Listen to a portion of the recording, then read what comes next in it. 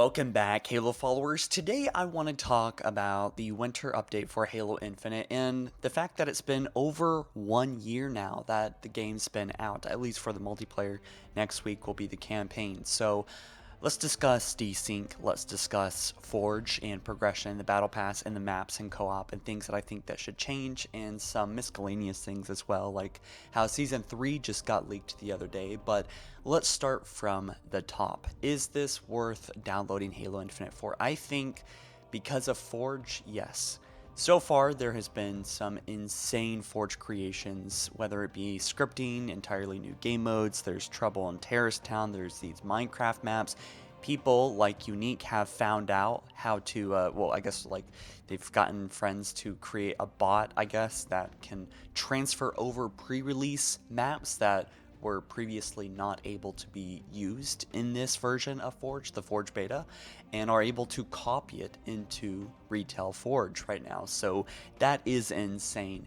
And of course, you know, I've dabbled in Forge a lot, and I've been working on this Hunger Games game mode, which I want to talk about in a standalone video, but it's been insanely fun. And I overall don't think people know how insane Forge actually is. When you get into the scripting, as I have, like, you'll actually begin to see that this is an extremely complex engine that gives you an infinite amount of possibilities, and you can create entirely new game modes. Like, really, the sky is the limits here. It's almost like Gary's mod, right?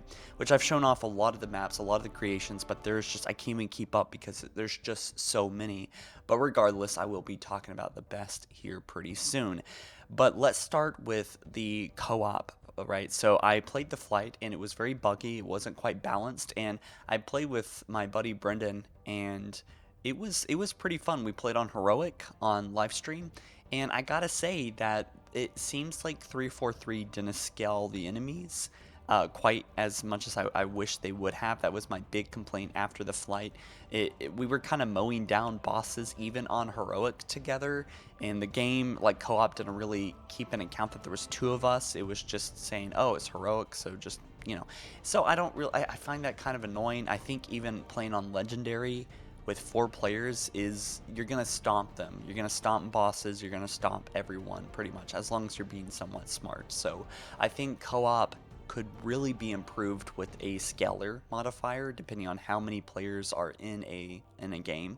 But regardless, the mission replay, playing throughout the campaign, watching the cutscenes with my buddy, I mean, it was incredible. There was no bugs after like 3 or 4 hours of playing, and it all worked exactly as intended. I guess the stream did end with this really bad bug where it was just, you know, blacked out, but regardless, that was a good stopping point anyway. But yeah, anyway, maps and matchmaking, I gotta say, the new maps, Argal and what is the other one, I forgot, Detachment, they're really well done. They're almost dev quality and play great, and they're a great example as to why Forge can definitely save the game as far as like producing new content.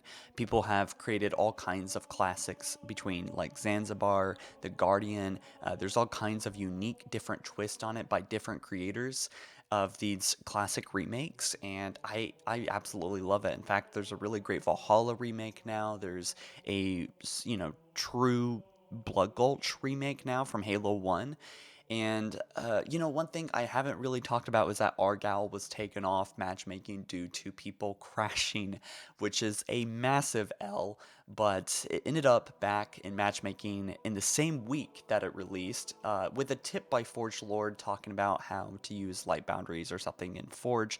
So that was probably helpful to creators. But also, listen, if 343's hearing this, we need to put these maps in matchmaking as soon as possible. It was really refreshing finally playing something other than those maps that we've played over and over for a year straight.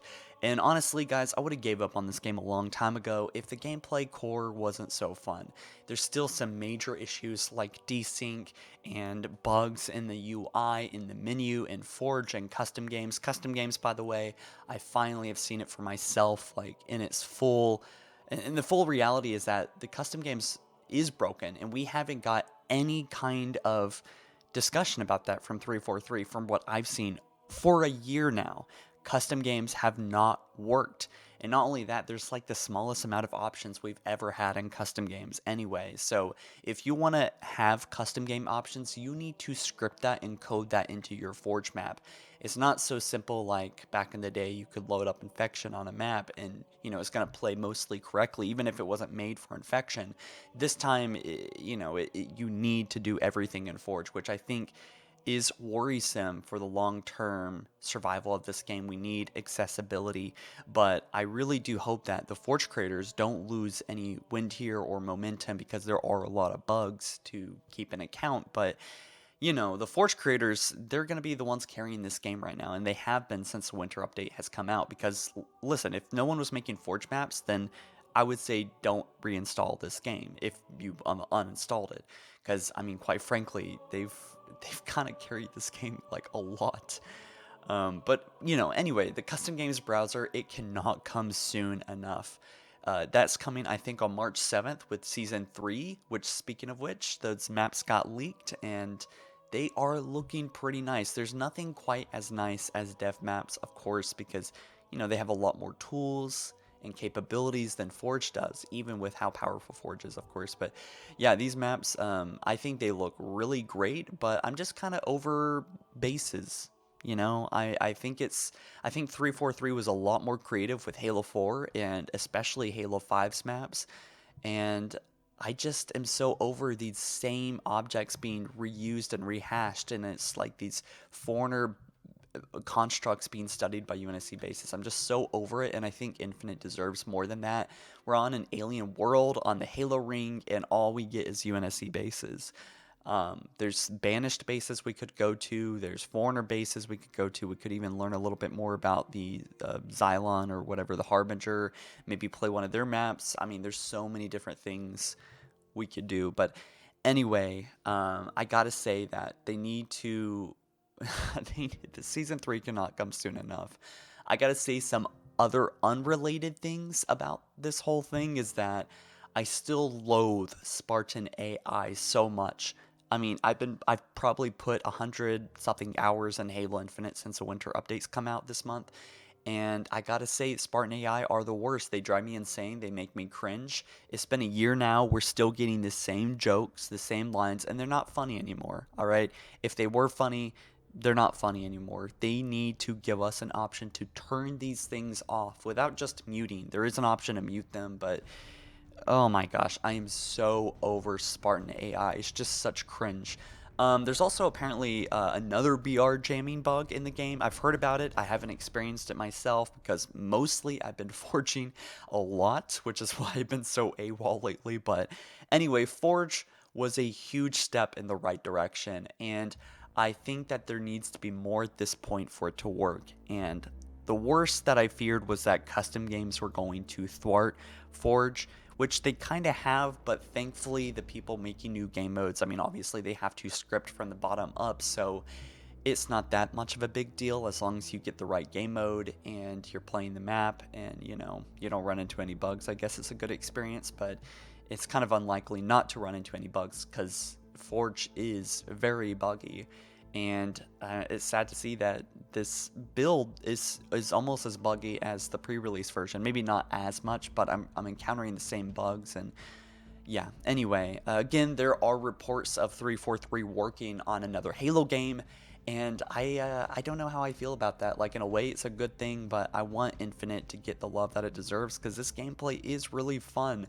And the sandbox, it has so much potential. And if they could just fix these bugs, I mean, I just don't know what 343 is doing. Is it lack of manpower? Is there something seriously wrong with this engine, this spaghetti code? And is Forge kind of like a safe place for them to develop new things? And is that why Forge Lord, by the way, the lead guy on the Forge team, has been so direct and helpful with all the communities? He's been in Discord chats. He's been replying to everyone on Twitter. It is such a perfect PR move to just like help everyone figure out Forge. This guy knows it inside and out, and he's been helping people, including myself. I just asked a question on the Scripters Guild on Discord, and he was there helping me out, and it was just weird to have that transparency and that like connection with the studio, that accessible was really nice and refreshing, because so far this year has been a bunch of BS. And speaking of BS, the battle pass, I mean, I haven't even talked about progression, the battle pass, and the match XP beta, because there's really not much to say there. We still don't have any real progression. The battle pass is underwhelming. Most of it is just rehashed stuff that should have come in the first 3 months of this game, in the first season, the Heroes of Reach stuff, but they cut it on purpose. It was done over a year ago. I mean, as far as the shop and the battle pass goes, there just hasn't been anything new at all. I mean, like these new items here in the store, this is recycled. This is from the Cyberpunk event store items. At least it was extremely similar, and it just feels so overpriced. And it's just such a weird anomaly that earlier this year we heard about rarity. We don't have real leadership at the studio. I mean, 343 used to be a powerhouse, but man, this past year they've just been it's been such a crawl to get anything done. And anytime they update this game, it just becomes, there's more problems.